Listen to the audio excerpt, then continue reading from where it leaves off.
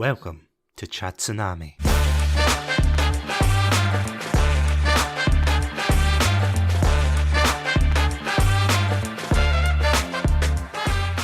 Hello everybody, and welcome to the 100th episode of Chatsunami. My name's Satsunami, and joining me after all this time, and also bringing his own live audience, is the one, the only, Adam. Adam, welcome to the 100th episode. Hello, and thank you. Oh no, please.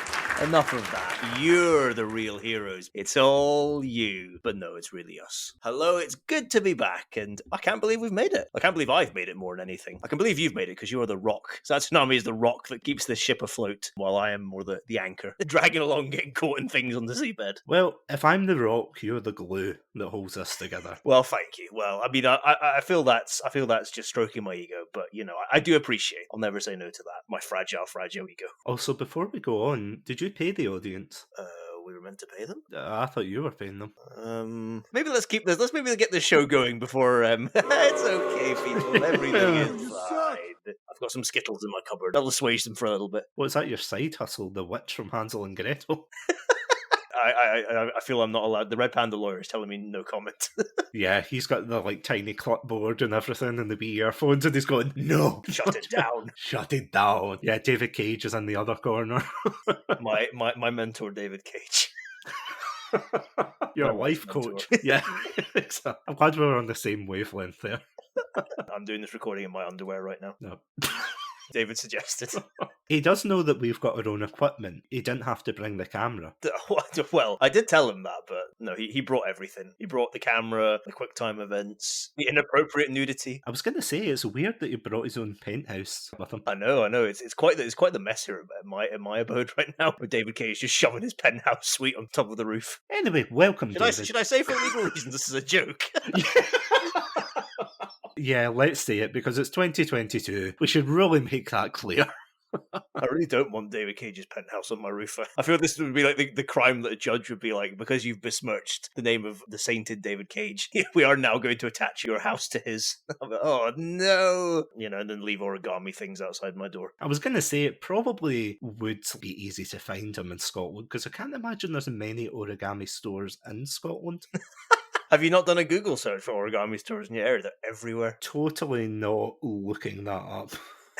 Right now. Oh my god. Nam and Jane's coming to your house now. Is that who that is? I thought it was just like a guy in sunglasses. Is there somebody just crawling around the floor being like, oh no, my drugs? So, I can't... Well, there's one called Origami Fox. Oh, Well, here's the question. Do hobbycraft stores and art shops, do they count as origami stores? They definitely do, because that's the way that you hide that you're just an origami specialized shop. You just go, oh no, we're hobby and crafts. So that way when the feds come a-looking, they're like, oh, all checks out, but really you're just all about kidnapping kids and making origami. I'm sorry, but the Works and Paper Tiger do not count as origami shops. That was the first thing I thought when we said origami. I thought of the Works. Can you imagine that's the reason they don't catch the origami killer is because he shops in the Works? It's because it's a 90% sale off again. They get distracted. Well, I mean, they bought that and The Art of War by Sun Tzu in there, so, you know. Nice. You think I'm joking, by the way, but they do sell The Art of War there. I mean, what else would you go to the Works for, to be honest? Well, romance books and cheap paint. Sounds like a fun weekend. Anyway, so today we are going to be talking about our failed business ventures, our romantic retreats for the artistically enabled. Well, if this podcast ever fails, we could always go into, we could make a romance podcast called Cheap Paint and Romance Books. I am not starting a podcast with you called Love Tsunami. How to woo your love tsunami. I love it. Oh my god. That sounds incredible, but also quite dirty as well. I love it. At the same time, though, it would be very underwhelming if you're expecting something saucy and things for a podcast like that, and then you just get us saying, do you know who I don't like? David Cage. And buy cheap paint. Oh my god, imagine if David Cage starred in that. Number 1. David Cage.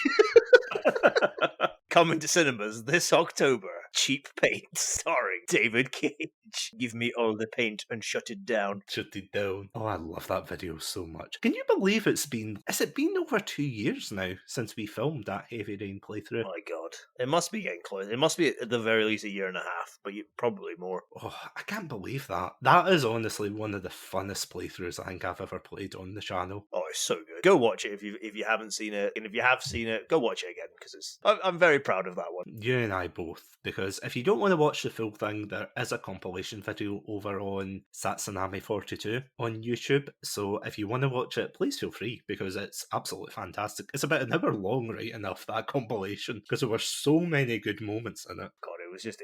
I think there was at least one thing in every episode. I don't think there was like a down episode. There was always something going on. The bit that made me laugh the most was when we were trying to recreate the scene where Madison, one of the characters in the game, interrogates, and I'm using that word very loosely here, Paco. And then, like, we tried to recreate it with Nam and Jaden. And I don't know what it is, but just your reaction to that, it sends me straight through the roof every time. I'm just like, oh, it's so funny. Do you know, if I'm ever having like a down point in my life, I just think I'm like, well, it could be worse. I could be Satsunami trying to do a contextual input. Oh yeah. I still can't believe that prompt doesn't work. It was the best thing ever. Which was the best was when we just the very first one when you were trying to give that guy the card. It was just like, oh no. Oh no. Oh, it was so funny. I mean, for context, the prompt in question is like a semicircle that you're supposed to do with the right thumbstick. And yeah, it just, for some reason, the PC version just doesn't let you do it. And I was absolutely raging because that's one of the most important things you need to do when you're doing the first trial. You have to give over your card to is it the mechanic? It's a mechanic, yeah. Yeah, Roy the mechanic. And I physically couldn't do it because the controller wasn't working. Works fine with the mouse and keyboard, but not for that. So yeah. Can I just say I love how you showed your Heavy Rain nerddom there by knowing that the mechanic was called Roy. Oh, I watched the compilation video recently. That's fair enough. I was like, that's just showing off your knowledge now. I think it's Roy, because we both said he was the origami killer, and boy was our faces red. When he totally was. Yeah, clearly, yeah. Red with pride. Satisfaction. If you go to our Wattpad page, you'll see our fan fiction on the subject. That's Wattpad/Chatsunami. No, again, for legal reasons, massive joke. Please don't look that up because you either A, won't find anything, or B, you'll be harassing an innocent person who's like, why the hell are people talking about Heavy Rain here? I write Sonic fan fiction, for God's sake.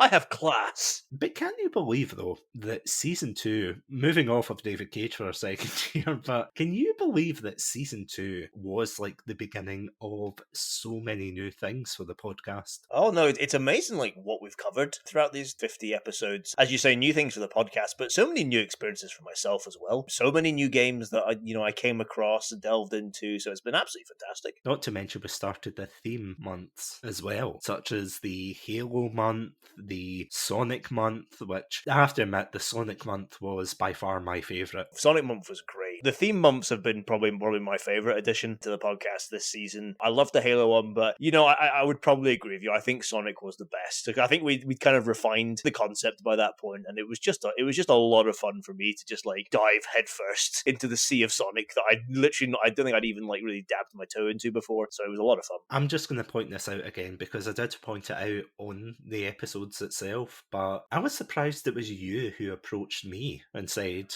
do you want to do a Sonic month? Because that way I had it in the back of my head, but I was like, nah.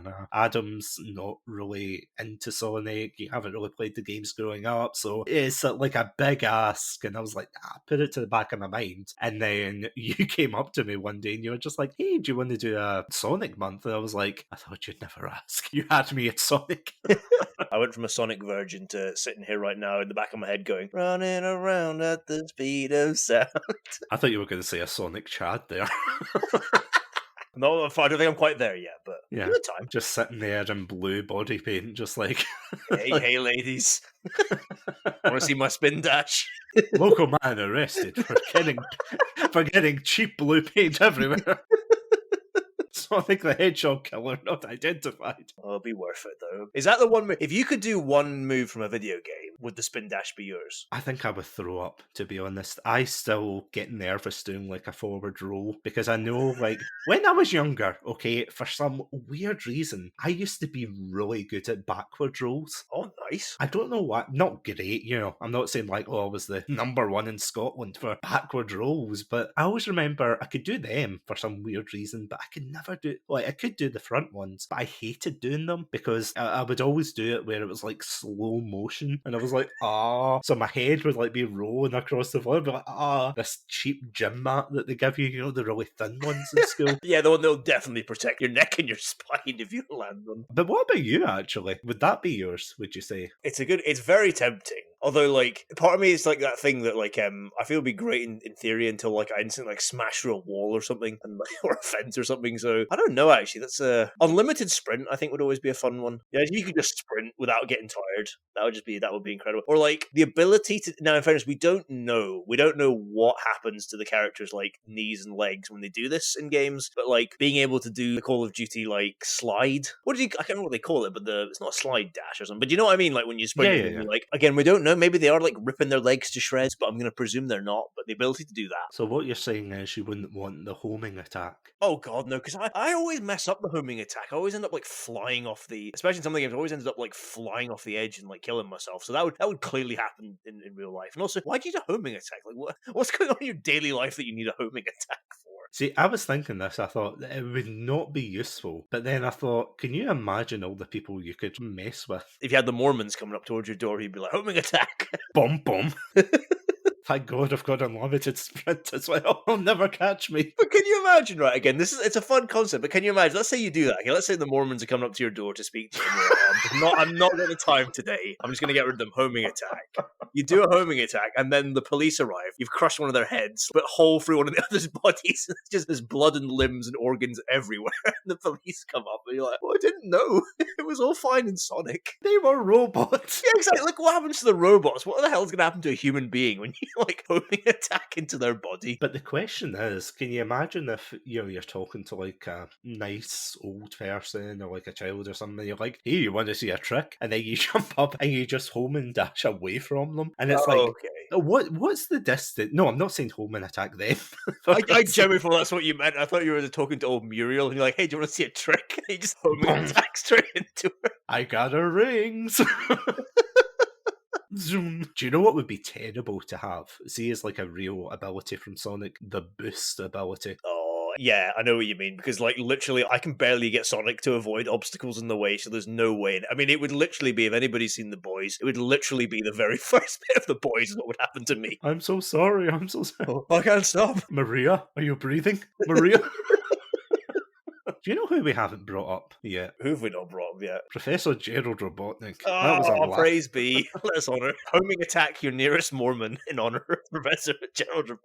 I'm sorry if there's any Mormons listening. You people are great. For legal reasons and, like, just in general, we are joking. But for some reason, that's the first thing you think of when people come to your door. It's just, I imagine as well, they'd be the nicest people. They'd be the most understanding. If you're homing attack into your local postie, I don't think he'd be very understanding. No, because especially if they're like Newman from Seinfeld. It's like, Oh my god, though, that would just be... I'm just imagining, like, Newman's face now as you're, like, homing attacking after him. Like, that's the face he's got inside that. Hello, Newman. Do you know there was I don't know if you heard, there was an April Fool's that went around. It must be nearly 10 years ago now, because I'm sure it was when I was doing my undergrad at uni. There was an April Fool's went around that the actor Wayne Knight, who plays Newman inside, also plays, what's the guy in Jurassic? You know, the bad guy in Jurassic Park. Oh, yeah. Nedry or something. He also plays him. There was a rumor going around that the actor Wayne Knight had died by falling into a combine harvest. I don't mean to laugh. I'm laughing because it's not true. That was the April Fool that went around. And honestly, to me, like, as tragic as that is, there's something hysterically funny just thinking about Newman falling into a combine harvest. What is that? The prison special of Seinfeld? No, I'm just imagining Kramer and Newman open a farm, and then at a point Newman just falls into the combine harvesters, and Kramer's like, "Oh!" You know, his face is like, "Oh no!" You did what? I swear, Jerry, I didn't know. I thought it was turned off. Yeah, but surely you must have known it was dangerous. Listen, I didn't know. Okay, It's like, Jerry, I've got a big problemo.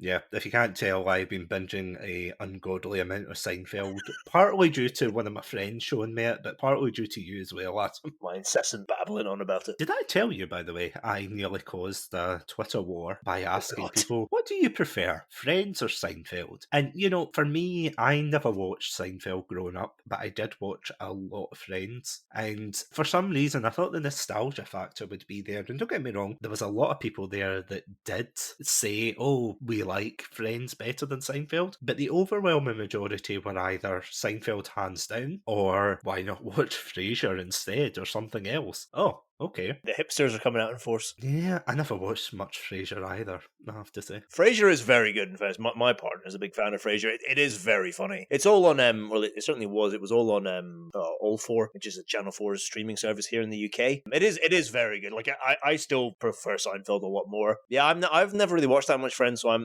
don't really, not got much knowledge of Friends, but Frasier's good, but I'm pretty sure it's quite clear where I sit on that divide of the question you asked. So what you're saying is you want a Seinfeld-like comedy featuring us. Yeah, I'm saying I want a Seinfeld episode where Kramer and Newman are on a combine harvester running down the cast of Friends. I like it. Get in contact with Larry David.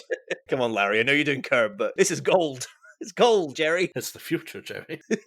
So, looking back to the podcast, are there actually any favourite moments you've had with this season? I think Sonic Month is definitely up there. It was a lot of fun to play those games, a lot of fun to research others. It was great just to hear like your thoughts on it. That was one of my favourite bit, was just hearing your like reminiscences and thoughts on the series. I loved both trivia. We've done 2 trivias so far, one for Halo and one for Sonic, and I didn't acquit myself very well with the Halo one, but I did a lot better at the Sonic one. But the Sonic one was so much fun, just hearing all these random like questions that you were putting out to me and everything. So I think that'd probably be my favorite. I mean, there's been some. I really enjoyed getting to play Kangao's games, To the Moon and Finding Paradise. That was really great as well. Getting to experience those games that I'm pretty sure I never would have heard of, let alone come into contact, if not for this podcast and for yourself, Satsu. So that was great. I've seen some great anime as well this one, thanks to yourself and Green Shield. So that's been great to kind of delve into that world. And yeah, I got to look at some old favorites as well. It was fun to redo the Cornetto trilogy right at the beginning of this season. Do like the Daniel Craig bonds. I forgot we did a Jingle All the Way episode as well. Oh yeah, that was fantastic. So that was great. So it's been a great mix. A lot of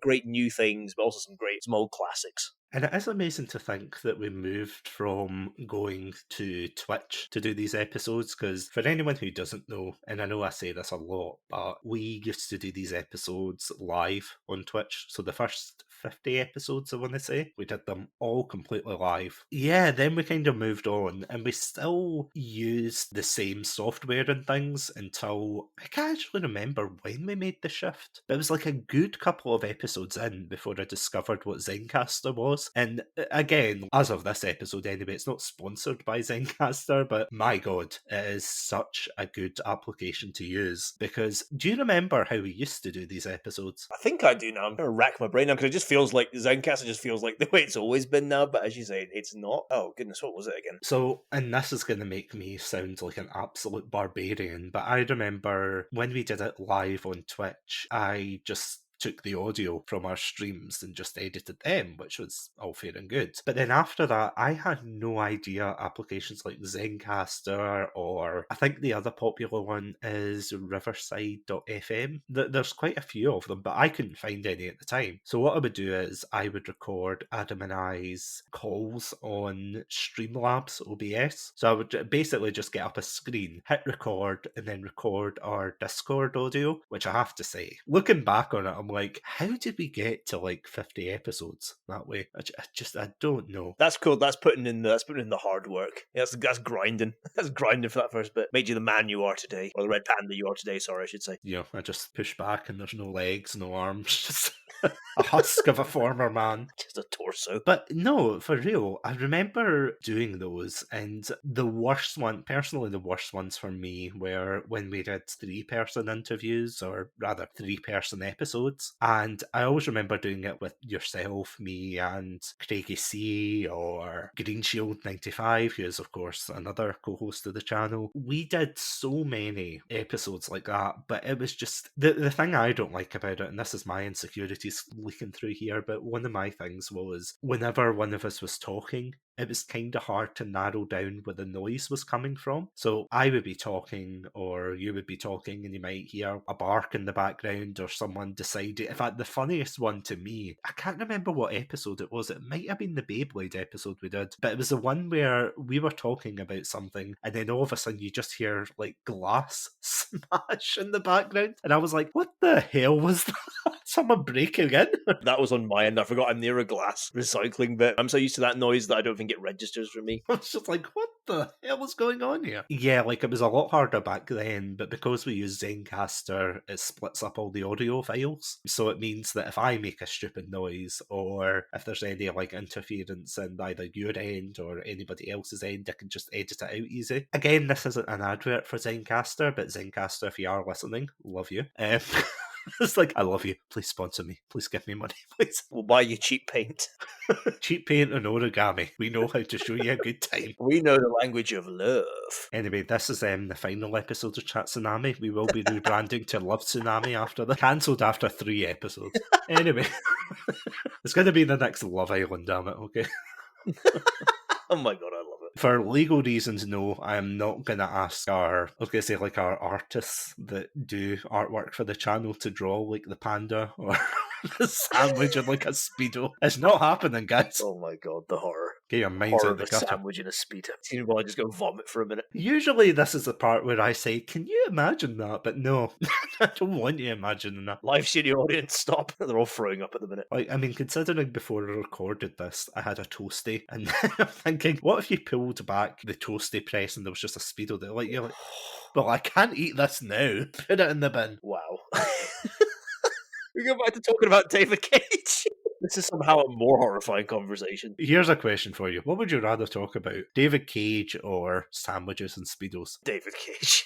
I will play all the David Cage games. We can talk about them for a week straight. Actually, that is something we need to still do, because Adam and I played through, as we said, Heavy Rain to begin with, and then we started through Detroit Become Human. Got through quite a lot of Detroit. We got through a good, like, 2/3 of it, I'm pretty sure. I think the last episode we got to was when we were in I think it was the amusement park. Oh, of course, yeah. And we played through that bit, and that was after you encouraged me to shoot an android. So thank you for that. I'm sure I encouraged you to do a lot of bad things on that one. Oh, you did. You were like the demon on my shoulder. Sorry, just before we go on, do you remember the moment when I couldn't remember the word for kitchen? I don't remember that one. So I called it the breakfast chamber.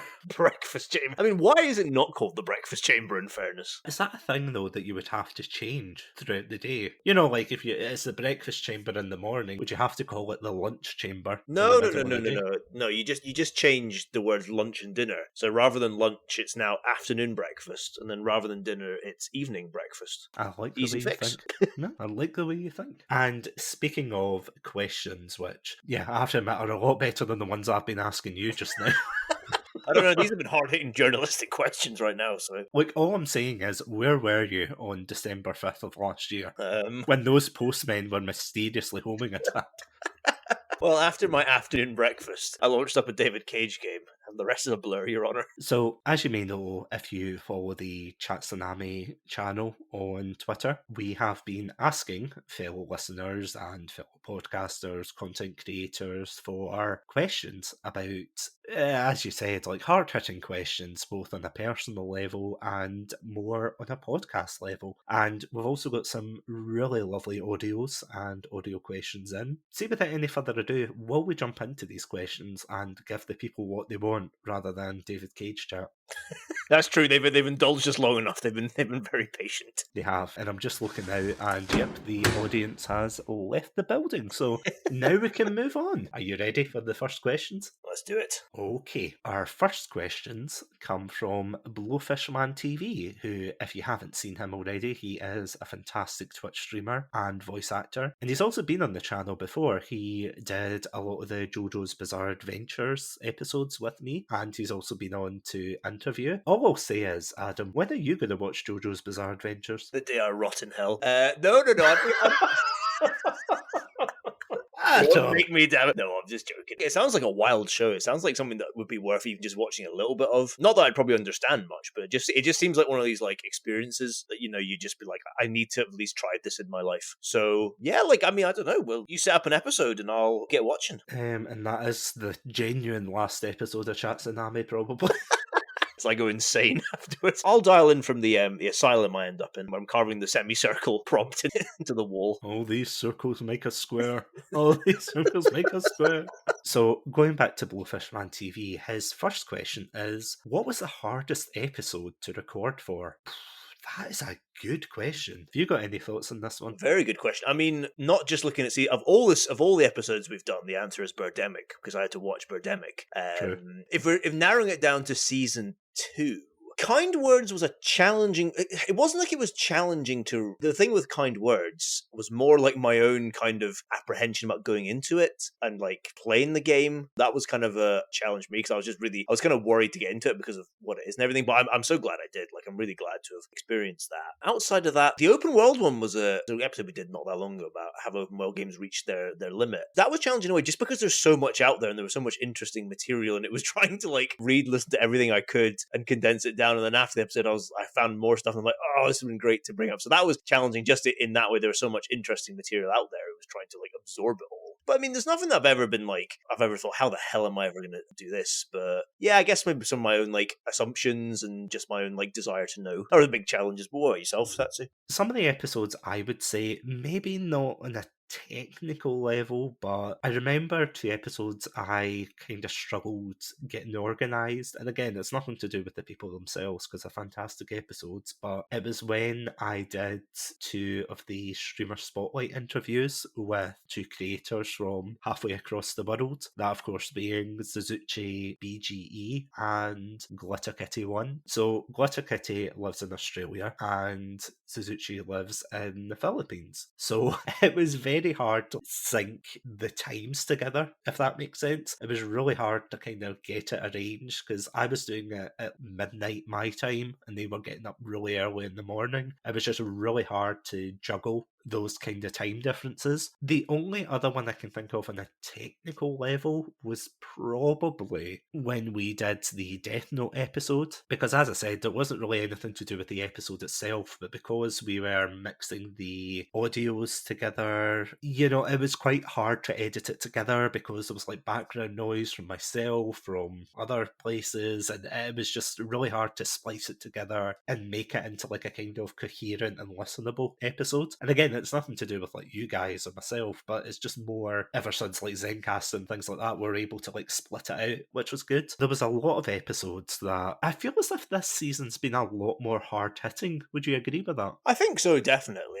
I think I feel like we've covered a kind of wide range of topics this season, and certainly a lot of things that I'd never really had experience of before. So definitely in that regard, I think you could say it is more kind of been more hard hitting. Because we've had our What Makes a Good Horror Game episode, we've had, as you said, the Kind Words episodes, the To the Moon and Finding Paradise episodes. They've all been, in fact, we've even had the Edith Finch one, which was absolutely fantastic to research, but it has a lot of hard hitting themes. Definitely, like we have covered some more mature. We even had that one on mature mature content in games as well. We've had definitely a lot more quote unquote mature thematic elements this season. Absolutely. So the second question is, what is your process of making episodes? Oh, now this is a fun one. Adam and I, thanks to you, Adam, we've got pretty much a list, don't we, of like episodes we've done and like potential episodes. Yeah, well, we have a document. We both. It's not just me, does it? Satsunami does a lot as well on it. But we keep track of, as you say, what we've done, what we potentially would like to do, and we sometimes write up episodes that are like coming up in the future so we can prepare for them. But yeah, I suppose that's the very starting point, isn't it? And then we really just decide on a topic. Like we'll look through the list, or if there's anything that would be good for really like the time. So for example, in I think it was season 1, we did an episode on the 20th anniversary of Xbox, which meant that we were having to push back I can't remember if it was the Bioshock Infinite episode, but we had to push that back because we thought, we could do the anniversary episode before that and that kind of thing. So yeah, yeah, that's kind of the starting point. We do that, we figure out what episodes we're going to do, we arrange a time with one another to record over Zencaster, and then I spend hours on end editing it and making myself not look like a dumbass. So that's always the case. And honestly, like my involvement in the process is severely limited. It's really Tatsunami who like carries it to completion and does all the heavy lifting and the hard work. So all props to him for everything, really. I mean, to be fair, you are there when late at night I'm just moaning like, I've lost the episode, I can't do this. Well, it's the very least I can do. Actually, that did happen. So I was editing the penultimate episodes of this season, and we were talking about Doom. Semper Fi. Semper Fi. And I remember I had edited about 40 minutes of it out of, I think I had got it down to like an hour 20 or an hour 10, something like that. And I was like, oh, I'm so happy that I've nearly done this, because I did a little bit up here, and then I plugged my hard drive into my old laptop to edit it downstairs, and I thought, oh, this is great. So, you know, going back and forth. But then I went to plug it into the computer up here, and for some reason, Audacity wouldn't read the file. Long story short, I lost 40 minutes worth of editing. That was depressing, to be honest. But no, we got there in the end. I redid it, and yeah, we're back on track. It just shows what a champion you are. To go through that and have to do it all again. You are a true champion. And as I say, literally the thing that keeps us going. The engine, the captain, the hull, everything. You severely underestimate yourself. No, I think I overestimate. I think I'm overestimating myself by saying that, to be honest. So for the next question, Blowfish asks, which podcast would you like to collaborate with in the future if you had that possibility? This is going to sound like such a cheap get out of jail free answer, but all of them really, or most of them. Well, with the exception of something like Joe Rogan, I wouldn't be interested in that. Oh, that was exactly what I was going to say. I was like, come on, Joe, let's do it. You can tell us about how to avoid COVID. Yeah. Slight tangent / rant, but I think I've said this story before. I was interviewing someone for this podcast, and I remember at the very end she turned around to me and she said, oh, thank you for not being sexist and being offensive or anything. I was like, wait, what? Well, that's the bare minimum you would want from a podcast. And she sent me all these links of like these people who, the reason they've got views is because they're so controversial, and they're like, misogynistic view this, phobic view that. And I was like, oh, and these are obviously like channels that are very popular because they're controversial and things. So anyone's like that, I would not want to collaborate with. But to be honest, I've actually been loving when we do collaborate with like either smaller podcasts or, and when I say smaller podcasts, I mean podcasts that are like a similar size to us. I don't mean podcasts that are smaller than us, because come on, we don't have that big an ego. But yeah, we have worked with other podcasts like the Beer and Chill podcast and Casting Views as well. That's been fantastic. So honestly, I would love to go on most podcasts. Yeah, hit us up if you want to see us. So Joe Rogan's not going to appear on your spotlight section then anytime soon? Sadly not, no. I doubt he even knows what a Chatsunami is. For obvious reasons, but I don't... Well, that says more about him, to be honest. What the hell is Love Tsunami? What about yourself, though? Is there any podcast you would want to? No, I'll just co-sign everything you said there. Like, I mean, you've done a lot more than I have, actually, but yeah, like I would love to get involved doing some more with some other podcasts and stuff. So yeah, as Satsunami says, you know, if you're cool, chill people, like yeah, you're always welcome on here. We can chat about whatever for whatever topic. So the next one is a bit more personal. It is favorite D&D class to play, and what is your least favorite? So I'm gonna let you answer this one first, Adam. I unfortunately don't have a ton of experience playing a lot of different D&D classes. I mean, the one that I've played the most is Ranger. I'd started to play a Cleric in the last game, and I'd actually been quite enjoying that, so that I'll pick that one as my favorite, because there seemed to be a lot of like potential to mix and match between, you know, with your different weapons, but also like a lot more kind of magic abilities. So that was a lot of fun. Oh god, this is where I just rack my brain to think of all the classes. One that I don't think has ever really interested me is something like Fighter. I don't know, it just seems a bit kind of, and that's not to, you know, if you really enjoy playing Fighter, and I'm sure it's a much more like complex class than I'm giving it credit for, but to me it just seems like a kind of generic one. So that's one that I probably have the least interest in playing, but they all seem like really kind of interesting classes with a lot of different things. So yeah, I'd be up for playing any class. You'll probably know what my favourite class is, Adam. Is it a bard? It's a bard.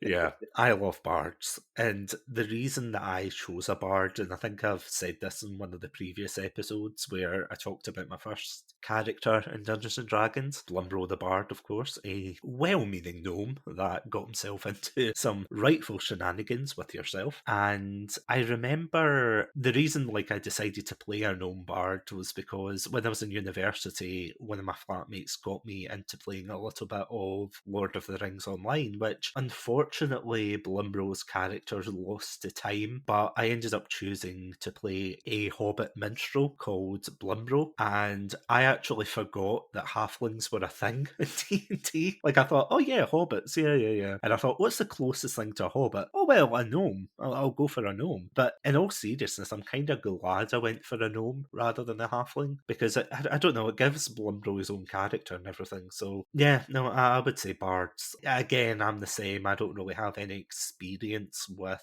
other classes. I would love to play maybe a paladin so I could role play as, I did play as a paladin once, never again, but the only other character I could think of is maybe a monk.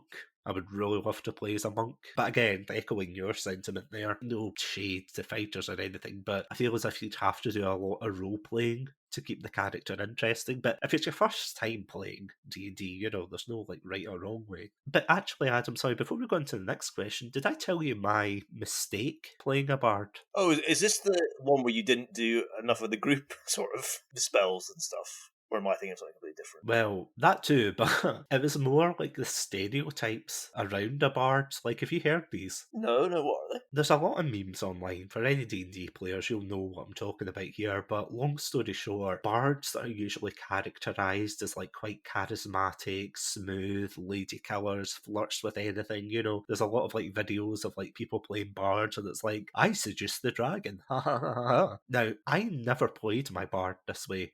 I never even realised this was a thing. I never realised that people played the bards this way. So when I'm going in, causing mischief and playing my lute and everything, and people are like, oh, did you seduce anyone? And I'm like, did I what?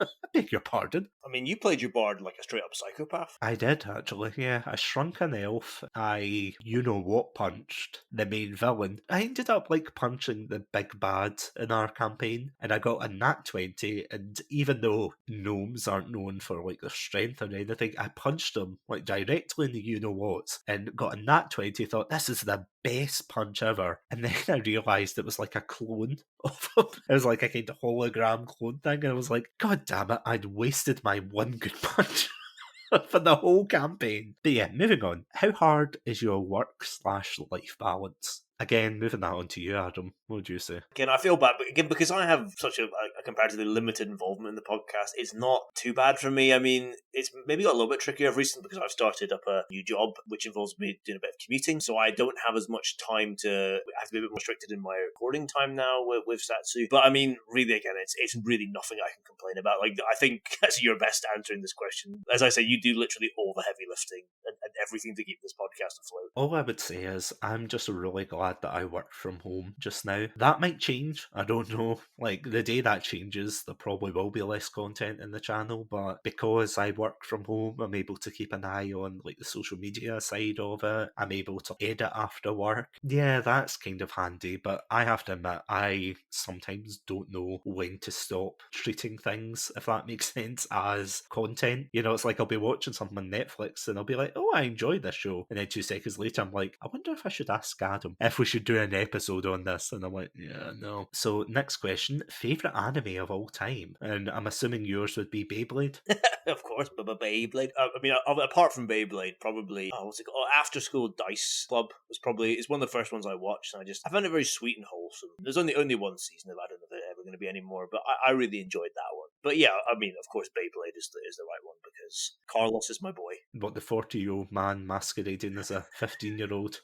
Or not even 50. I mean, when you put it like that, it sounds very seedy, but Carlos's intentions are pure. He just wants to get all the Beyblades. I actually don't know. I would say something like Dragon Ball or maybe JoJo. I don't know. Mine changes all the time. It goes from slice of life stuff to action to... Yeah, I'm going to go with JoJo. I'll go with JoJo because it's just so bizarre and crazy. And I have good memories of watching it the last couple of years. So yeah, I'll go with that. What got you to start podcasting and or content creating? So I'll give a quick synopsis of this, but long story short, I've always been into content creating. I don't know, were you the same when you were younger, Adam? Did you do a lot of content creating for yourself, or? I don't know if you could term it content creating. I did do a lot of like imagining and stuff, and like I would make up stories and everything, but I never really put pen to paper, or I don't know, put them in a document or whatever. So I don't know if that's necessarily be termed as content creation. I've really not done any of that in my life, but I guess maybe like the beginnings of content creation, like that kind of. I've done the kind of creating, just not actually made any content. No, I know what you mean. Yeah, for me, I would say it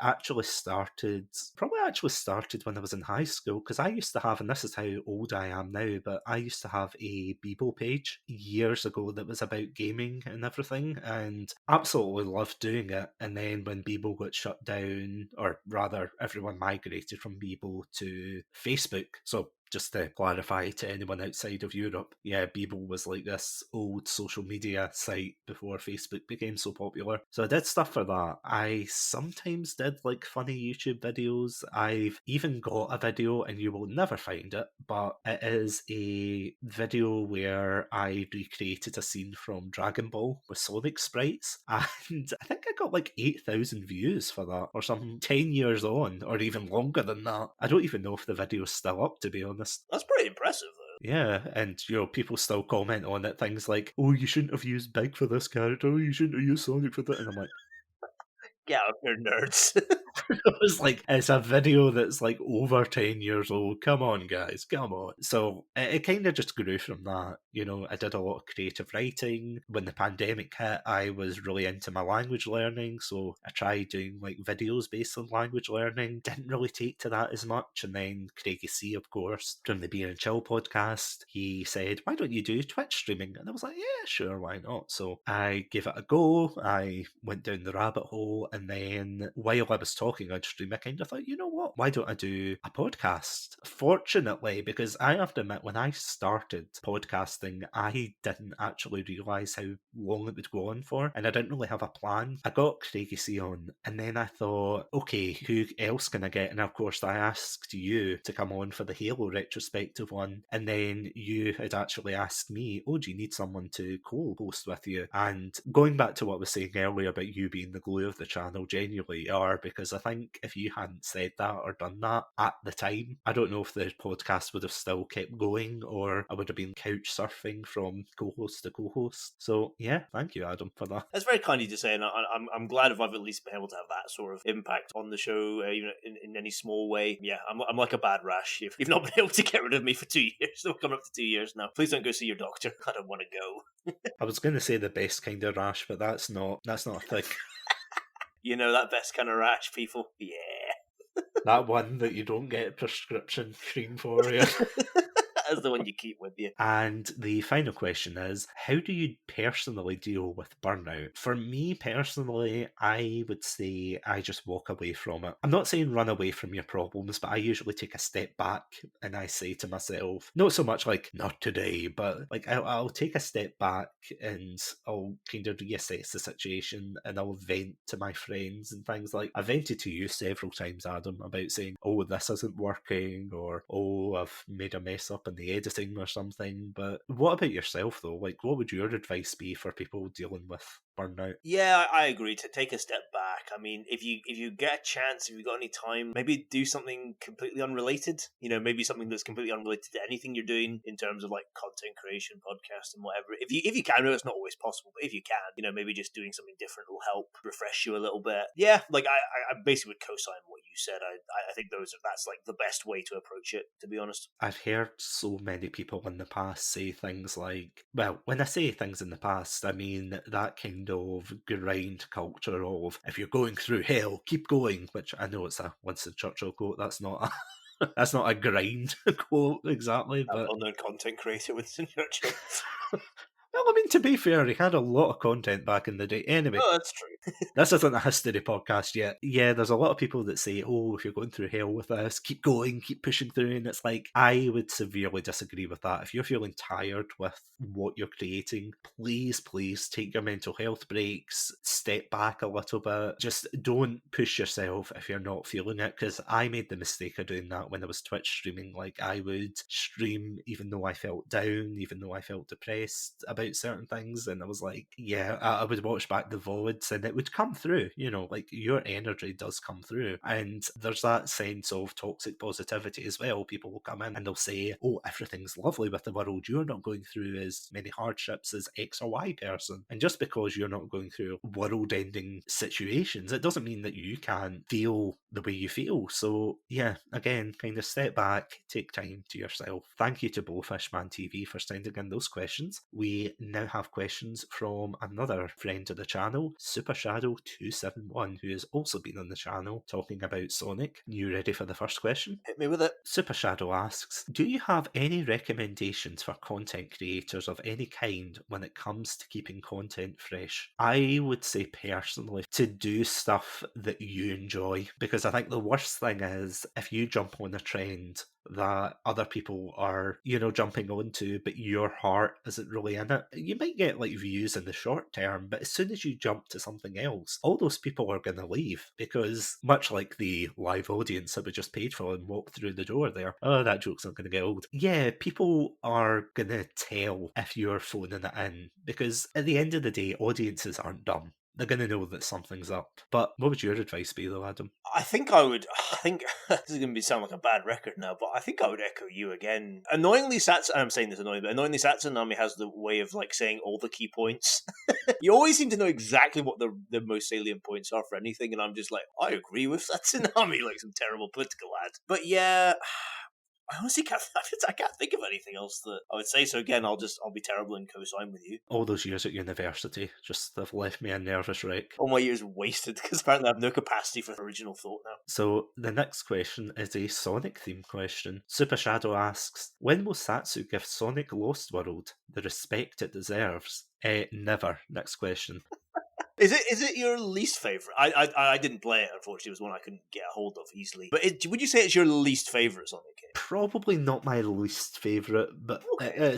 it's down there. It's down there as one of my least favourites. I don't know, between the kind of childish tone of it and the weird game mechanics, that kind of thing, I don't know. It's a really, really weird one, personally, but I'm not there yet, but maybe if I play more of the game, we'll see. We'll see. So the next question is, what is your biggest gaming regret and why? Same with movies. So I'm going to turn it on to you. For the gaming side first, I have two. Number one is reading the plot to the original Bioshock before I played the game. I was young at the time. I mean, I was young. I was a teenager, so I was young at the time. I was foolish, and I regret that to my dying days that I didn't have the patience to just wait till I played the game. And then number two, it was brute forcing my way through some of the solutions to Return of the Obra Dinn, a game that we talked about recently. I'm annoyed at myself because when I replayed it again, I realized that there was so many. If I just been a bit more patient, I could have worked out, who some people were and everything. But I kind of started to brute force a little bit towards the end, and I'm annoyed at myself for having done that, because I think I kind of robbed myself a bit of the true magic of that game. So those are my biggest two. In terms of movies, I don't have that many regrets of movies. Like, the one thing is probably introducing my dad to the Pirates of the Caribbean franchise, because he loves those films now, and I've had to watch them quite a few times. And honestly, I don't really like a lot of those films, so I've had to watch them more than I would have liked to in my life. But that's probably it. But how about yourself, Satsu? Actually, you brought up an interesting point when you said you spoiled Bioshock for yourself, because I did that. I also remember, though, I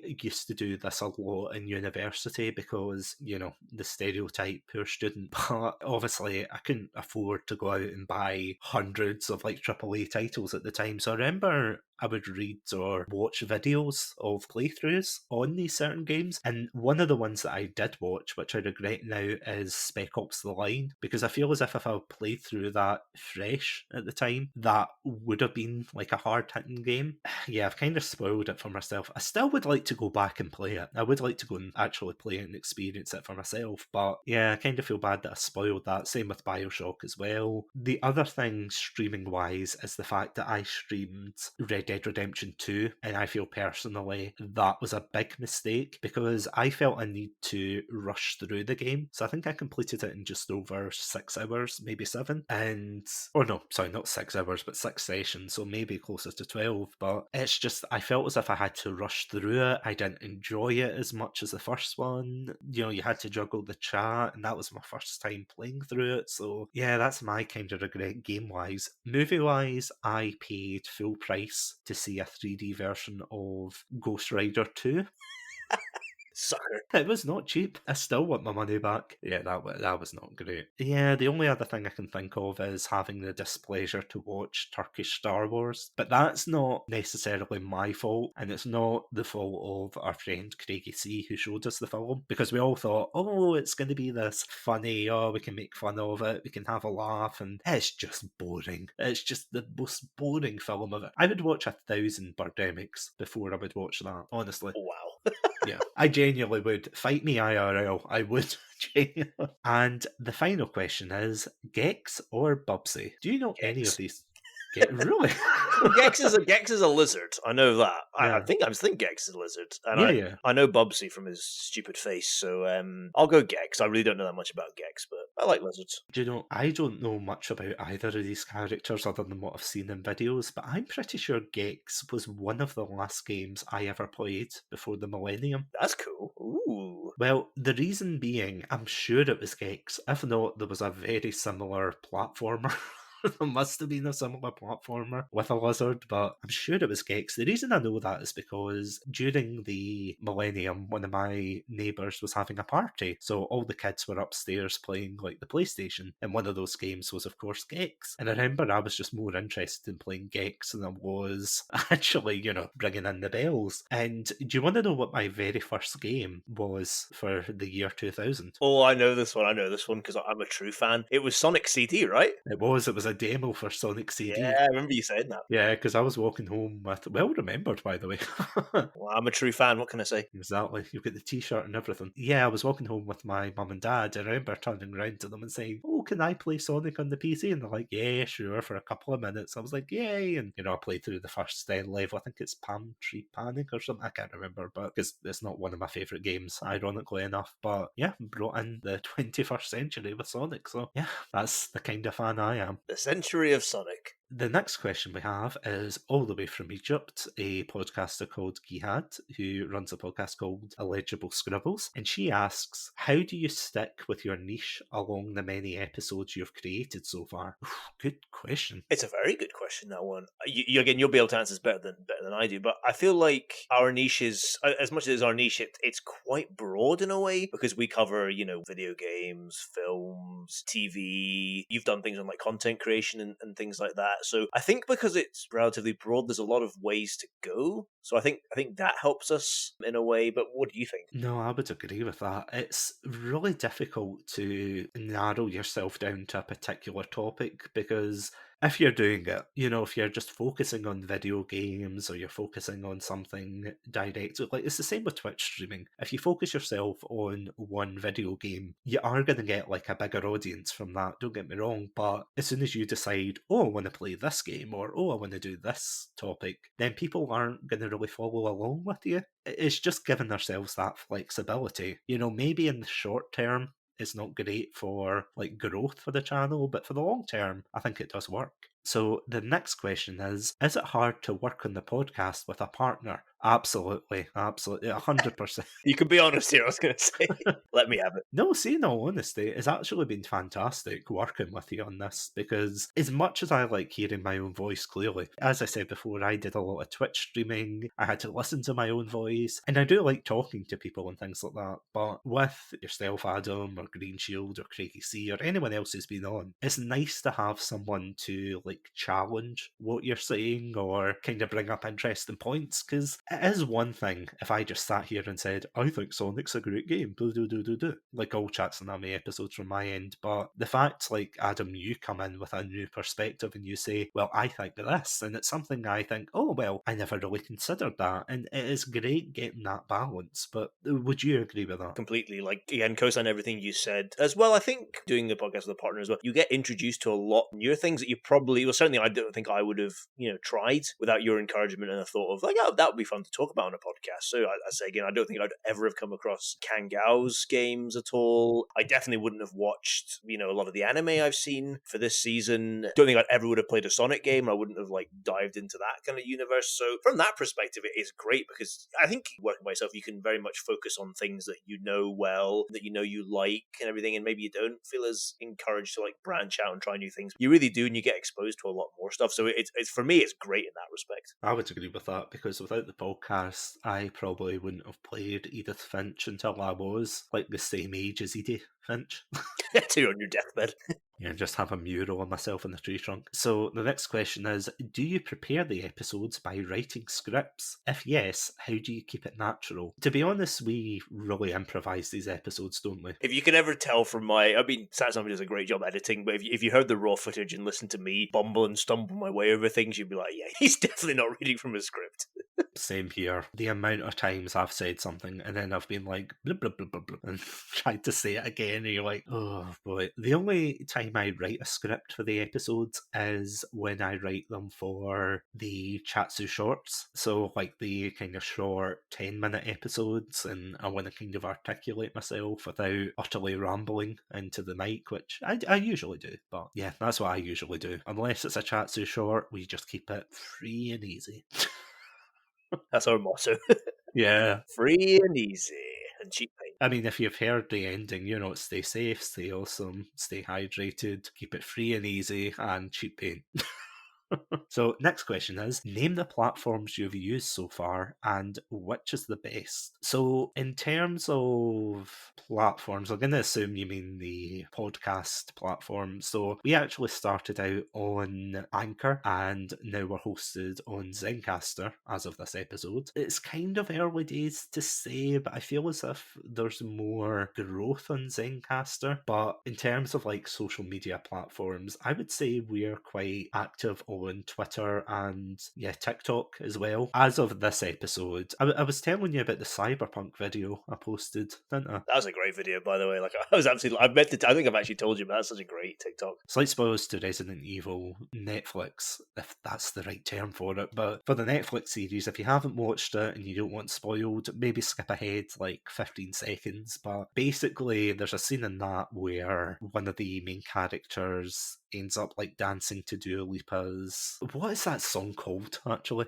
I have no idea, sorry. I can't remember, but it's a Dua Lipa song, like a very popular one just now, which completely dates the episode, or rather dates the whole show because it's like a 2020s thing. Yeah, I put that music over footage of like one of my characters walking up to a group of like corpo cyberpunk people and teabagging right in front of them. As of this episode, it's got 22,000 views. How that happened, I have no idea. I've never gotten that many views before. Not a clue. Yeah, the fun fact of the day. If you think that your podcast can't succeed, it's like, you've seen Rocky, haven't you, Adam? Oh, I have. As a self-respecting man, I've seen Rocky. You know at the very end where he's standing up on the podium in Rocky 4 and he goes, if I can change and you can change, we can all change. You know that? Yeah, I know that one. It's a bit like that, only it's me with podcasting. And I'm like, if I can get 22,000 for a teabagging video, you can get 22,000 for a teabagging video. It's all the podcasters out there, content creators, you can make it. Just teabag. Just to say, I'm a person who in season 1 of this podcast said the phrase shopping shops. Somehow I'm still here podcasting, so you can overcome anything if I can overcome that all-time gaffe. You're on probation, there's a difference.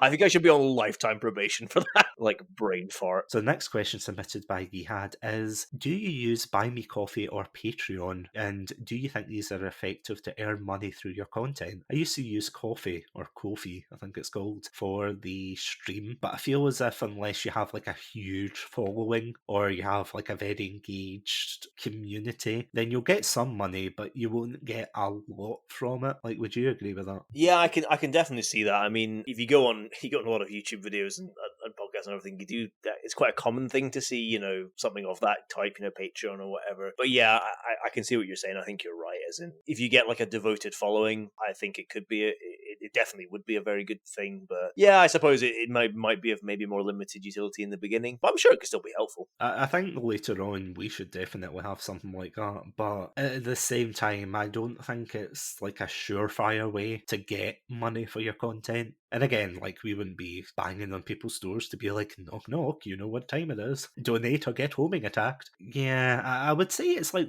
worth looking into and building that kind of thing up. Like, I wouldn't say don't do it, but what I would say is if you're going to do it, plan it out first and build it up first before you actually get people investing in it. Because I would feel terrible. Like, that's one of the reasons why I've been kind of hesitant, because I would feel terrible if I had something like a patron. You know, you have people donating monthly and then you're not giving them their money's worth. I wouldn't feel comfortable with that, would you? Oh, no, totally. Again, it would feel to me, I suppose, a bit dishonest. But yeah, no, I agree. So the next question is, what do you do to keep producing while you're in a bad mood or feeling disappointed with the numbers? I would say talking to you, Adam, to be honest, or talking to a friend, Craigie C, and kind of getting context for why I'm feeling bad, if that makes sense. Yeah, I think that's probably the most, I would probably agree, it's an effective way. Just I suppose, it helps to, like, take yourself out. You know, it's very easy to get, like, kind of wrapped up in the situation, and talking to somebody else can help you kind of take a step back, which is always a good thing, I think. The one thing I would say, as I said before, with,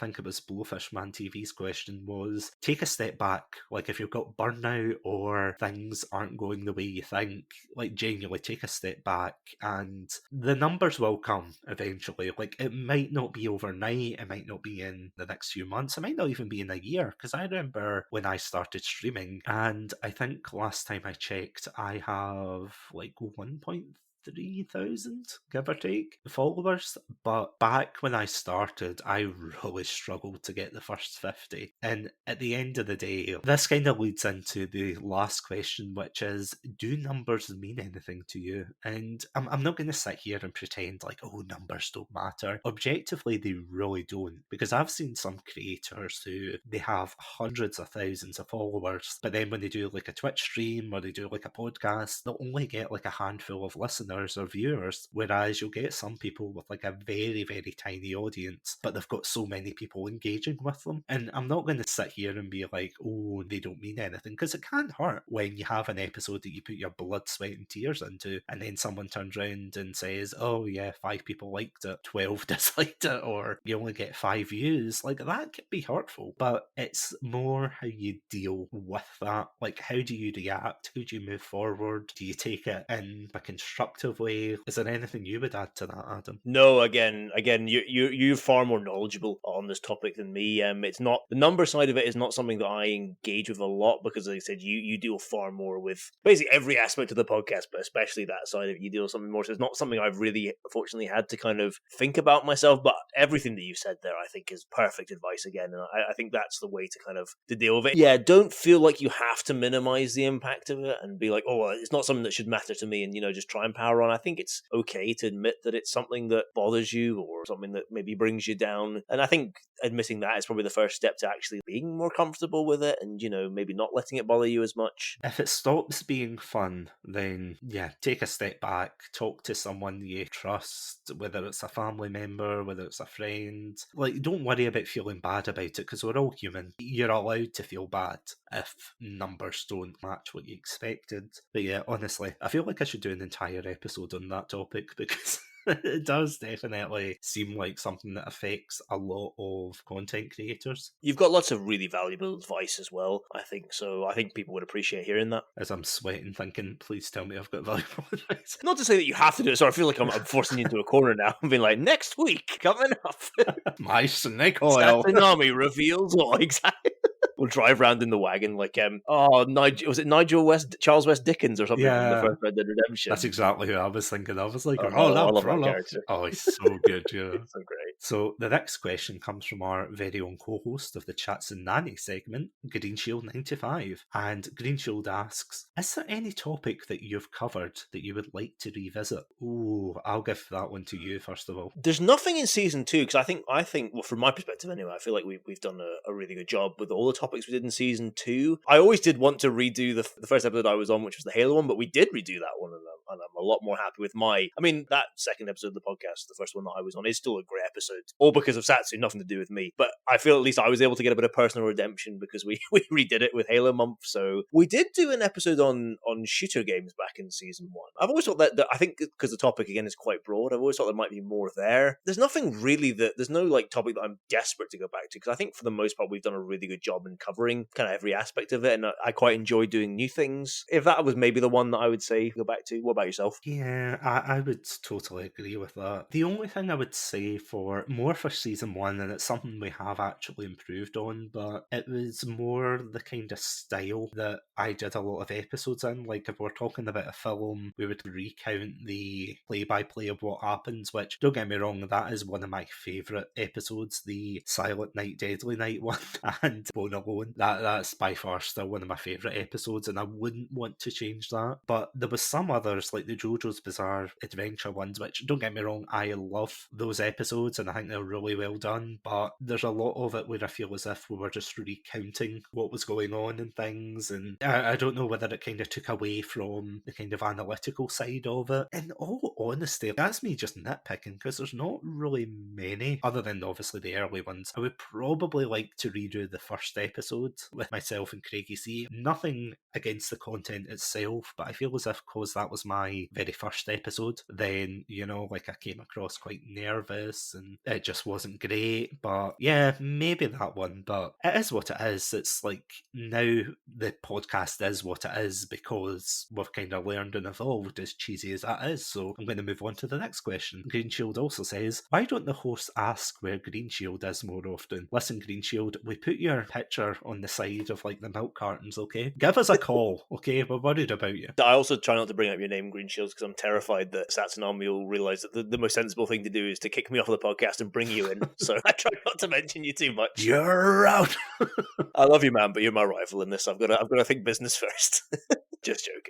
So our next set of questions come from Marta in Spain, hola, and she says, what's a game you thought you'd like but actually hated? I'm just going to go quickly and say Xenoblade 2. Thought I liked it and it was horrific, but what about yourself, Adam? Last year, I bought off Steam the original Alien vs Predator game. Oh, well, I'm saying I think it's one of the original ones. It was from 1999, and I'd seen a bit about it, and I'd been kind of enjoying playing retro shooters, and I thought, I really like Alien, I really like Predator, and I liked the kind of 2010 AVP game, so I was like, oh, this will be great, it'll be a lot of fun. Played it, I absolutely hated it. I think I may have messaged you that stuff, because I think it was that one where I was like, do I hate this game because I'm bad at playing it, or do I hate it because it's just a bad game? And I eventually came to the realization after playing a bit, and I was like, no, I think this is a bad game, and I hated it. And I have a bit of a track record of playing the completion, even ones I don't like, but that was a really special case where I hated everything about it. Like, I just hated the controls, hated everything. Like, I just thought, I can't play this. It's just making me too mad. That's probably the only one that I thought I'd like that I actually hated. I thought I would like Fallout 3. I don't hate that game, but I didn't really like it. I guess maybe some of the same with some of the Uncharted games. But yeah, there's really the only one that I can think that I've actually ended up hating. Actually, mirroring what you're saying about Fallout, I think it's because I played Skyrim before I played Fallout, and I didn't hate Fallout, but I just did not enjoy it as much as Skyrim. I think it got spoiled for me. It is one that I see why a lot of people like it, and it obviously has a very loyal fan base, but again, Fallout 3 just didn't chime with me the way it did for others. So the next question is, what game have you spent the greatest number of hours on? Personally, I would probably say something like Sonic Adventure, but according to Steam, it is Skyrim, with over like 200 hours. I should have checked the stats. That would have been the most sensible way to do this. But then again, probably Pokemon, to be fair. Like, I think it was Pokemon Silver. I played that so much that the clock broke in it. So, like, I lost all my, like, Pokemon in it. All of my pokes just gone, wiped, tears in the rain and all that. But what about yourself? Probably feel like Skyrim's a good shout from me. I've played a lot of Arkham Asylum. That's probably up there. I mean, I think I did look for Battlefield 1. I had about 14 days worth of play on that. Like, at one point, it's probably gone up. So yeah, probably one of those three, I would say. So the next question is, have you ever pretended to be sick to get out of something so you could read, play, or watch something? Ooh, I'd probably at some point in my life. Like, I never did that for school. Like, I never pretended. If I ever was off school, it was because I was genuinely sick. I think maybe sometimes parents have asked me to do a couple of things, and especially when I've not been living with them, they've asked me to do a few things. I'm like, oh, sorry, I just don't feel well. And I don't think it was maybe specifically to play a video game or watch a film or whatever, but I'm sure I probably ended up doing something like that. So I think I'm guilty. Again, I'm in the same boat. Like, I would never skip school or university or anything like that just for like a video game. But I remember one time when I was younger, I used to go to this youth club every week, and I remember one day the 300th episode of The Simpsons was coming on TV at the exact same time, and I remember my parents and my brothers were like, "Oh, you're just pretending." I'm like, "No, I'm really sick. Cough, cough." I ended up watching the episode. It sucks. It is one of the worst episodes of The Simpsons, but yeah, That's your punishment. exactly. That is my penance for It's karma slapping you in the exactly. face. Next question. If you could go back and give your 10-year-old self one piece of advice, what would it be? I think I would tell myself, maybe this is very cliche, but I think it's what I would tell myself, is be comfortable with who you are. And that's something I still struggle with a little bit to this day, but I've gotten a lot better. But yeah, and I don't know, it's maybe not something I was particularly struggling with when I was 10, but it's something that I definitely feel like I struggled with as I entered like my teenage years and everything. So I think I would maybe just say that as maybe a bit of a preventative advice. Just be comfortable with who you are and what you like. I would say exactly the same. I used to be in the boat of, like yourself, just feeling very uncomfortable with like things I liked, like for example Sonic or Pokemon or things like that. And when I went into my teenage years, I felt as if I needed to be like a whole other person. Like I would shed the skin of like childhood games and be like, oh, I'm going to play mature quote unquote games like Halo, Call of Duty, all these action-packed bombastic adventures. And really, there's nothing wrong with liking quote unquote, again, childish games. Like, if you like Pokemon when you're in your 20s or 30s, that's fine. Then again, don't come up to people and like assault them in a Pikachu onesie. That's a whole like different kettle of fish. But no, I would completely agree with you. I'm going to mirror you for once and say, yeah, just feel comfortable. Also, maybe I would say, like, it's like that scene out of, one of those time travel movies. It's like, listen, I've not got a lot of time. There's a thing called Twitch. By the way, you like red pandas now. Say it with me. I would also say, like, please do not read the plot synopsis. Or don't read the detailed plot of Bioshock. Don't do it. Do you think that's like the butterfly effect, you telling your younger self not to do it? And they're like, oh, I wonder what a Bioshock is. And they look it up no. and you're like, no. Oh my god, I turned into Ken Levine or Yeah. something. Would you kindly? The final question is, what would the title of the book about you be if your worst enemy wrote it? Decisiveness, the silent killer, because I am terrible at making a decision. Yeah, I would say that. Well, I know exactly what mine. And right, so let's say everything with this podcast goes horrifically wrong at the end. I know exactly what the book's going to be, and it's going to be written by Satsunami himself. It's called Adam, the Sinner Sandwich: the freeloading anchor who sunk my podcast. Call me Satsu. Not yet. That's hopefully the podcast doesn't take that bad a turn, but that's what the future will be. If we get cancelled by David Cage, maybe. But no. I'll write a book about David Cage, locked in a cage. The final set of text questions comes from a very talented baker and my better half, Lady McBakes, who, if you haven't checked out her cakes on Instagram, please do. Lady McBakes says, do you go for topics that interest yourselves or others? I would say we go for ourselves, don't we? I think so. I feel like the topics that we go for interest others as well. I mean, yeah, maybe. We certainly have gone for some topical ones. That was a season we did Squid Game, didn't we? Yeah. About the time that it came out. And we've obviously themed things for particular times as well. Like I think when we did some of the Bond ones, we had obviously No Time to Die. But again, I feel like we do things that interest ourselves more because that's kind of how you get more engaged, I feel. And that kind of links to the next question. Would you change your mind if a topic was more interesting to others to get more views? I feel as if we have to an extent, but it's only if we're interested in the topic. It's one thing doing a topic because it's popular at the time, but if you went in talking about something you had no idea about, then no one would take it seriously. They would just be like, well, what are you on about? Yes, Attack on Titan is about, I don't know, the only Titan I can think of is like those discount Mars bars you get in Aldi. And you spent an hour talking about Aldi getting attacked, and people will be like, have you even seen the anime? It's like, no. Oh my God, I'd love to see an episode on Love Island, though. I think that would be hysterical. Oh, yeah. Love Island is where a group of ragtag sailors Love Island by Dr. Moreau. The island of freaks full of Sorry, if you like Love Island, I'm not ragging. I'm sure it's fine. The penultimate question is, what did you learn from podcasting, and did you gain any valuable skills you can share with others? I feel like for me the big one was collaborating. and the importance of collaborating, but also like how fun it can be.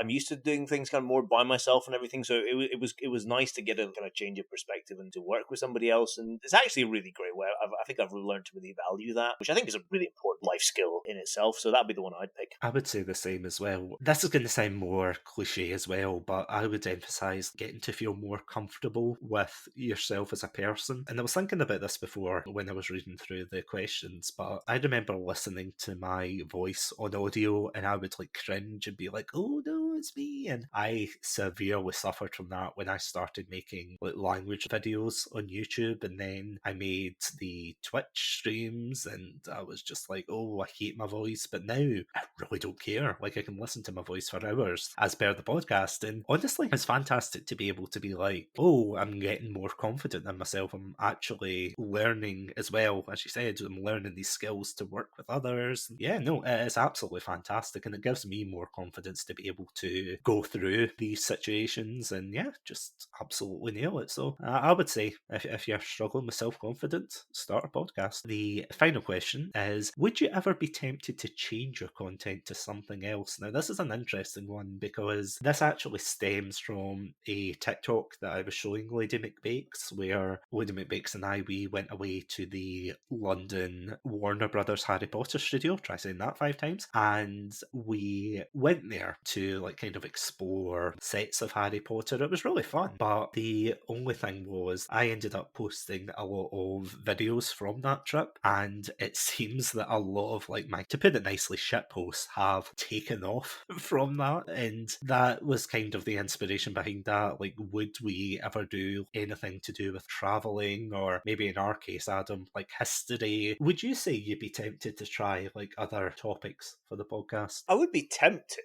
I think. I think there's nothing wrong with trying new things. Whether to change the whole podcast to become that specific thing, I'm not so sure. I mean, maybe if we really end up liking it, perhaps it would be a thing. But I don't think there's anything wrong with trying new things. Certainly, it's probably a good way to keep it fresh as well. But then again, if you want to talk about Sonic for the whole rest of the time, I'm fine as well with that. I'm down. I'll need to just get a completely different podcast. Just like Spin Tsunami. spin dash around the world. There we go. That's our travel one. Homing attack at the Leaning Tower of Pisa today. What, to put it upright? Thank you to all of those content creators for those fantastic questions. We have a couple more from some of the really either content creators we've collaborated with in the past or just general people who do awesome content. So they have submitted a lot of voice clips asking their questions. Are you ready, Adam, for the final set? I'm ready. I'm enjoying the ones so far, and I'm keen to dig into the last few. So the first message comes from Mark from All of Time and Space podcast, which is absolutely a fantastic podcast. If you haven't checked it out, please do. And he sent through the following message. Hi, this is Mark from the All of Time and Space podcast, and I just wanted to congratulate Satsu and all the guys involved in making the Chatsunami podcast in reaching the milestone of 100 episodes. I really do enjoy the variety of the content, and I'm looking forward to the next 100 episodes. That was a lovely message, wasn't it? Yeah, thank you so much, more. That was a beautiful message. The next person we've got is Dan from Casting Views, who has... Sorry, before I go on, I'm going to say this for every podcast because these guys are fantastic. I've actually been on one of their episodes talking about gaming and things like that. Really fun podcast. So, sorry, Dan said the following. Hello, Chatsunami. This is Dan from Casting Views. Firstly, let me say congratulations on 100 episodes. What a milestone. Absolutely brilliant. Now, you've asked for questions. I've got 3.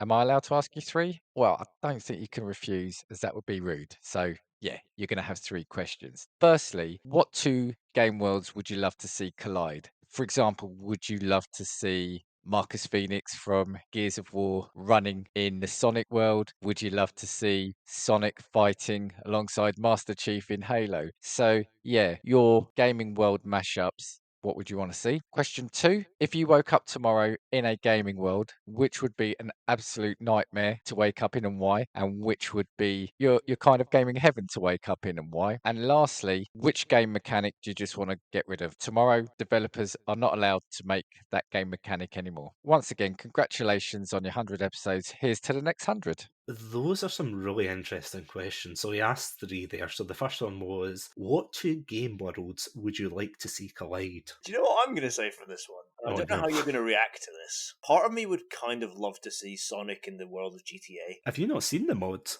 I know I haven't actually. I'll need to go check out the mods, but I can't believe they're there. But I think it was just from our talk about spin dashing and homing attacks and everything. I think there would be something like juvenile, like anarchic fun in just seeing that and seeing like Sonic like charge around and like, these cars go flying around and spin dashing into like people robbing a bank and stuff. I just think that would be a lot of fun. So you're saying that Sonic and Edith Finch don't mesh well together? My God, imagine that. For like pure existential like dread and melancholy, that would be amazing. Like you can outrun everything except for death. I mean, can you imagine a game like Red Dead Redemption? But in fact, do you know what would be a really interesting one? If you combined Red Dead Redemption with Pokemon. Is this because you watched that thing of the FPS Pokemon shooter? Is that where you're getting this idea from? Yeah, so Craigie C sent us a video where someone created like a game where you go around shooting Pokemon.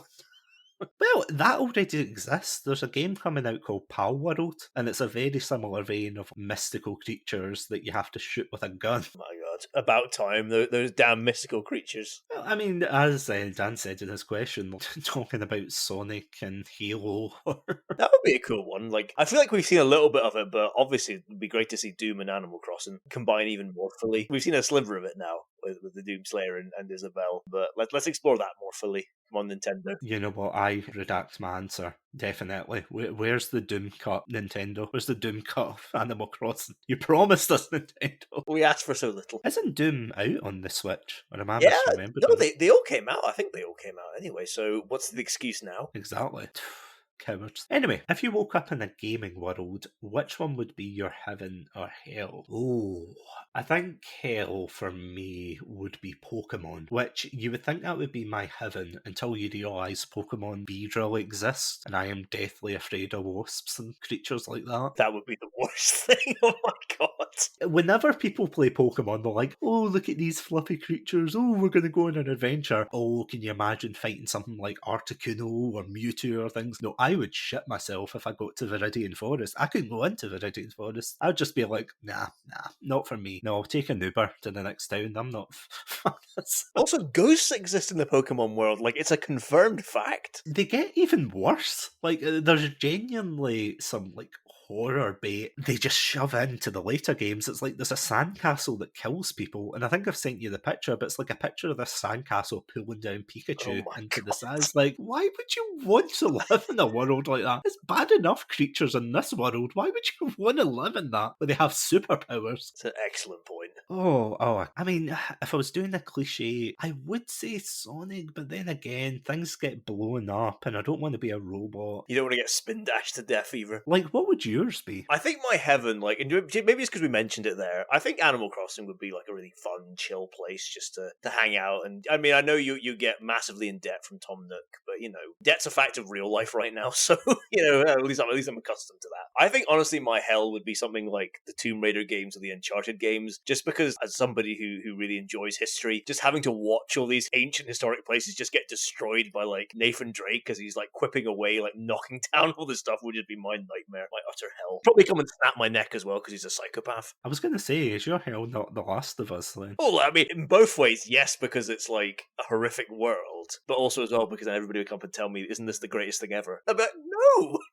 It's fine, but it's not the greatest thing ever. Do you know what would be another like really bad game in hell? Overcooked. Oh, to Overcooked, that's a good one as well. Because you can prepare all the food you want, but you can never eat it. You're just forced to serve people. In such random locations as well. It's like, why are kitchens here? Why is everything on fire? Where am I? We build this kitchen in a volcano. And you're just jumping in the water, constantly respawning like, why can't I die? Yeah, and of course, buns. I think Halo would be pretty miserable as well, like constantly getting attacked. Yeah, just the Covenant just glassing your planet wouldn't be fun, I guess. Everyone wants to be a Spartan. No one wants to be average Joe filing his taxes in New Mombasa. Where's the New Mombasa game about Average Joe 343? Create it, you cowards. Average Joe 343, I love that. Come on, make it. The final question from Dan is, what gaming mechanic would you get rid of? Ooh. Can I say a controversial one here? I don't know how you feel about it. Spin but dashing. spin dashing, yeah, exactly. Homing attack. Fast travel. Ooh, now that is actually. I just recently finished up my year and a half long playthrough of Skyrim, and I'd basically been using fast travel constantly throughout. I watched a couple of things about people arguing against fast travel, and I made a decision once again just to actually stop using it in Skyrim, and I really came to appreciate the world again. I don't know, and I get there's some advantages to elements of fast travel, but I don't know, I do feel like I was forgetting how great that world of Skyrim was and how much fun I had just traversing it. So I don't know. I mean, for me, that's the one. Just because it's the most recent, that's the one I'd probably get rid of. Do loot boxes count as game mechanics? Oh, I would say so. Yeah, I know it's technically a mechanic outside of the game. If that counts initially, and that's my kind of go-to answer, I don't know though. It's a tough one, isn't it? There's a lot of things you play subconsciously and you kind of think, oh, you're supposed to do this, you're supposed to do that. In fact, no, sorry, I'll tell you one I would get rid of. Time limits. That's fair. I can see that. Don't get me wrong, there's some levels where they're necessary, but see after playing Simpsons Hit and Run, and getting timed out.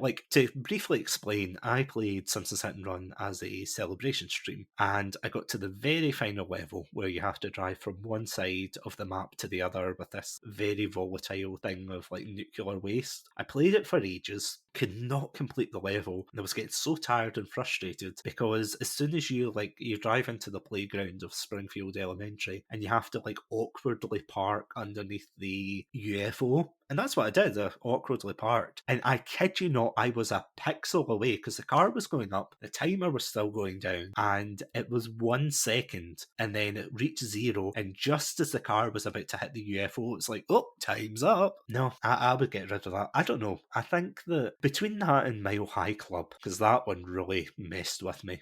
That's my greatest shame. My greatest video game shame still. For anyone who doesn't know what the heck I'm talking about there, Mile High Club is the level, or rather bonus level, in Modern Warfare, the original one, and trying to complete that in Veteran, you have to get through the entire plane in 2 minutes, I want to say, minute and a half, something like that. It is so difficult. I've done it, but I did it once in university, and that was after ages of practicing it over and over and over and over again, copying people on YouTube. So time limits, screw 'em. Life's too short. Stop timing me in my video games. Ironically. Our next question comes from Luke, who is from the Nerd Nostalgic podcast. So again, fantastic podcaster. If you haven't checked him out, please do. And he has put in the following question.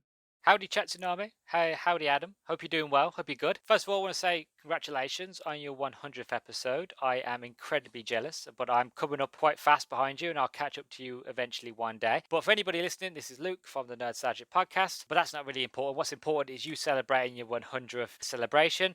You asked people to send you questions, and I have a fantastic question for the both of you. So as you know, I'm going to do a selfish plug right now, but as you know, I'm currently going through a series of events for my podcast where I talk about movie tie-in video games, and I talk about my nostalgia and the games that I played when I was younger, things that I enjoyed and playing them now as an adult. And I was just wondering, are there any sort of movie tie-in games that you both played when you were younger that still to this day resonate with you? Still a game where you're like, oh, I remember playing that game when I was younger, it changed my whole perspective on life, or it changed my life, or it was the worst game I ever played, or anything like that. So is there one or multiple movie tie-in games that you played and you were like, you know what, that game is going to be the benchmark cornerstone of my game in life moving forwards? It doesn't have to be a movie tie-in game, but more interesting if you've got a movie tie-in game that you can add. So if you do, great. If you don't worry about it. I just wanted to come on here and say congratulations on the 100th episode. Honestly, I love what you guys do, and keep it up. And let's hopefully you can get to 200 and then eventually 1,000, and then have your own studio, dripping in money, and then forget all of us and move in next to Joe Rogan. Who knows what will happen, but I can see nothing but greatness in both of you guys' futures. So generally, all jokes aside, congratulations, and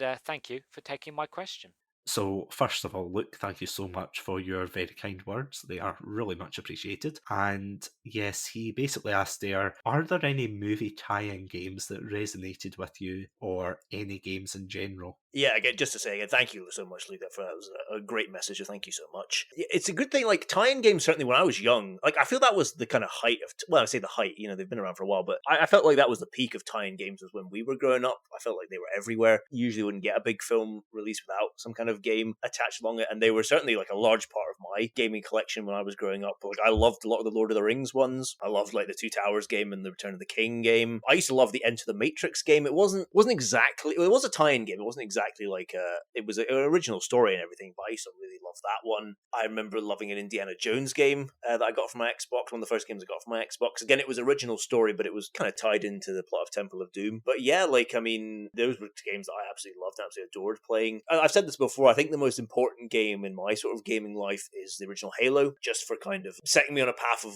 what kind of games, the gaming genre that I really like of FPS games, and just kind of showed me what video games were, and also making me a devoted Xbox player. So I think Halo is definitely the most important game. Later on, like when I was a teenager, I think something like Half-Life 2, Bioshock kind of showed me what else gaming could be and kind of broadened my mind that way. And then recently it's probably something like What Remains of Edith Finch. I think just, again, showing me again what video games could be. Something like Papers, Please as well. So those are the ones I think are most important to me. I totally agree with you when you said about us having the best tie-in games when we were growing up. I mean, we even had, like, going back to something I said earlier, we had, like, the Harry Potter games, we had the Star Wars games. My God, one of the best Star Wars games I think I've ever played, and this is weird to say nowadays because you usually don't associate tie-in movie games with, like, good games, but the Revenge of the Sith game, oh, that was fantastic at the time. That was a good one. I really want to go back and play it again because I just had so much fun with it at the time. There was the Lord of the Rings games as well, and I'm not going to lie, not to the same standard, but I remember years ago renting games like the tie-in for A Series of Unfortunate Events and even Ghost Rider, and I remember them not being great games, but I do remember having a lot of fun with them at the time. So yeah, there was fun to be had, but I definitely think games like the Return of the King one, especially for Revenge of the Sith, there'll probably be other ones that I'm completely forgetting here. In fact, do you know what the best movie tie-in game was growing up? Probably, I mean, again, I don't know the one that you're going to say here, but probably my favorite was probably the Batman Begins one. Just that one just came to my mind there. I used to love that one, but what's the one you're thinking of? Super Mario. Do you know what? You've won the argument. That's right. You know what? Well played, sir. I won't clap my hands because I'll knock my microphone over, but well played. The only time when the game was better than the movie. That and Mortal Kombat and all of that, yeah, you get the joke. In terms of, like, games in general, there's been a couple. You've got your usuals, your Pokemons, your Sonics. Like, Sonic Adventure, again, I've said this a million times, but Sonic Adventure to me was probably my turning point in appreciating video games, because I have to admit, when I was younger, I remember watching my brothers play, like, the NES, the Sega Mega Drive, even the SNES, and I liked playing them, but I never really got into it. There were two particular games when I was younger that actually turned me into, like, a gamer. The first, of course, being Pokemon Yellow, which I remember getting my first Game Boy, getting that game itself, it was fantastic. And the second one being watching my brother play Sonic Adventure and getting into it like that, and then I would play games like Banjo-Kazooie and all of those platformers, so I absolutely loved it. But later on in life, playing games that recently, I would say, like, because I've been getting quite fatigued with AAA games, you know, whether it's Pokemon, whether it's Call of Duty, whether it's Halo, you know, I'm just, like, tired of complaining about those kind of games. So when I found a game that came out, like, in 2011, 2012, To the Moon especially, and I found, like, I kind of realised what games could be. Like, I went in a full indie binge with,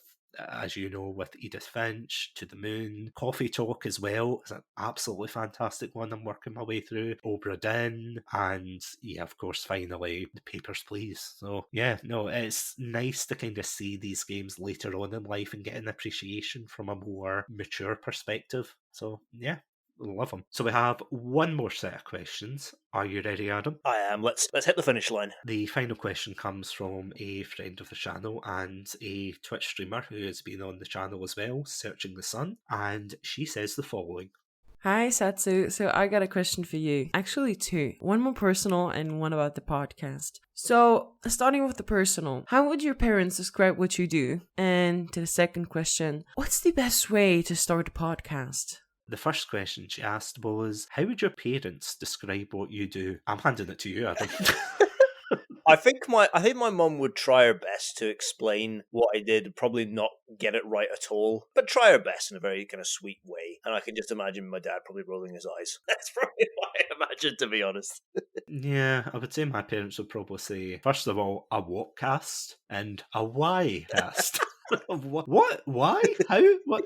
Why are you talking to strangers about your gaming opinions? Why are you talking about Birdemic? What? Yeah, a why cast, essentially. And the final question is, what is the best way to start a podcast? Well, in the words of a brand that is clearly never going to sponsor us, just do it.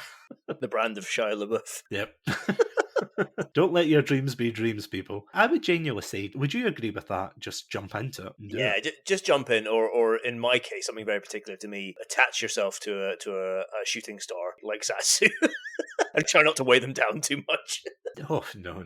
In all seriousness, I would say just do it. Nowadays, you can start a podcast on your phone. The best application, I would say, is Anchor, to be honest, because as much as I love Zencaster and everything, that's come after years of using Anchor. So if you want to start off, use something like that. And you don't even have to use like a proper mic. Like, you don't need a huge setup. You don't need a fancy MacBook that costs £1,200. You don't need all the lights and bells and whistles. All you need is just a microphone that is good enough quality for people to understand you and an idea. The only thing I would say is, if you are starting a podcast, it's not a crime if you don't have an original idea to be like, oh, I think, I don't know, Pokemon, or let's say Gears of War. Oh, I think Gears of War is a great game. You know, it's like, that's fair enough. But if you're very insulting or you want to go for controversial opinions, like, don't do that. Don't fill up the gaping hole that's kind of coming through with a lot of podcasts where they're saying like very controversial and stupid things. And all I'll say is, you want to make a podcast that you can be proud of, and you want to make a podcast that you enjoy, things that you want to talk about, things that you want to discuss, things that you think that, like, don't worry about what other people think. Like, if your favourite game, as I said jokingly, but if your favourite game's like Sonic, if you love Star Wars, if you love Harry Potter, if you love, I don't know, David Cage even. David Cage is giving me the thumbs up in the corner. I don't know why he's still here though, but if you love those topics, then go for it. Just honestly, get your phone, download Anchor or download any other podcast app and record on your phone, upload. The main thing is starting, because that was the thing I was worried about. I put it off for the longest time. Yeah, eventually I just thought, screw it. And thanks to the support of my obviously amazing friends, such as Craigie C, Adam, Green Shield, and all of the rest of them, honest to God, it was so, I was just glad they were there. So it was good to have a supportive environment there. But even if you don't have that, just go for it. Don't feel as if you have to worry. Because as I said jokingly there, but life is too short. So if you want to do a podcast, do a podcast. Do it about anything you want. And as long as you're not, spewing hate or encroaching on anyone's rights or just being an ass in general, genuinely, just go for it. So any kind of closing points to that you would like to make, Adam? No, just co-sign everything Satsu says. And I think just as an endpoint for myself, I just wanted to say thank you again so much to everybody for putting the questions in. And thank you so much, Satsu, for just keeping this ship running and just being amazing and doing all the hard work that you've done over this season, over the last season, since you started this thing. Like, it's been great to be a part of this journey. And thank you so much for having me on, and just thank you for being an amazing person and running all this. Long may it continue. And I think I can hear the live audience outside awing at that. But no, in all seriousness, no, thank you as well, because this is when it's going to get a bit sappy and emotional, but genuinely thank you as well, Adam, for being part of this channel and part of the podcast, the show, whatever you want to call it. Thank you for being a part of it, because I don't think genuinely I could have done this all without you. Whether or not I do the editing or we're recording or whatever, without you, probably the podcast wouldn't have as long of a lifespan as something like Twitch or things like that. So genuinely, I do mean it from the bottom of my heart. Thank you for A, putting up with me, and B, like, not only volunteering yourself to be the co-host, but coming up as well with amazing ideas, and yeah, just putting up with me as we kind of grew the podcast and made sure this is what we wanted to be. Well, I say it every week, but I mean it the most this week. It's my absolute pleasure. I've had so much fun doing this, and I can't wait to go on to do the next season and the season after that, and for however long this goes on. It's been great, and just thank you so much for letting me be a small part of this, and for you for doing everything else. So thank you so much, Satsu. You say you're a small part, but your sandwich is half of the logo. I mean, that definitely should not be half the logo. If being honest, I'm glad to be up there. There's no other place I'd want my sandwich to be. And I just want to take this opportunity to say once again, thank you all so much for supporting us throughout the episodes, whether it be Chatsunami, Chatsunami, or even the Chatsu shorts, even the streams on Twitch. Genuinely, thank you all so much for listening. And also thank you to all the amazing content creators who have come on for interviews and shared their thoughts about their own processes and just life in general. So I just want to say a huge thank you to everybody who has been supportive. Of course, a huge shout out to Green Shield 95 for coming on the Chatsunami episodes. Huge shout out for Craigie C for giving us that push to actually start the podcast, and again with his amazing podcast as well. And yeah, honestly, like, to all the people who have come on, to all the listeners out there, whoever has shared it, has listened to it, you know, we're getting a lot more people from abroad as well listening. We've got people from Spain, China, Germany, Japan, you know,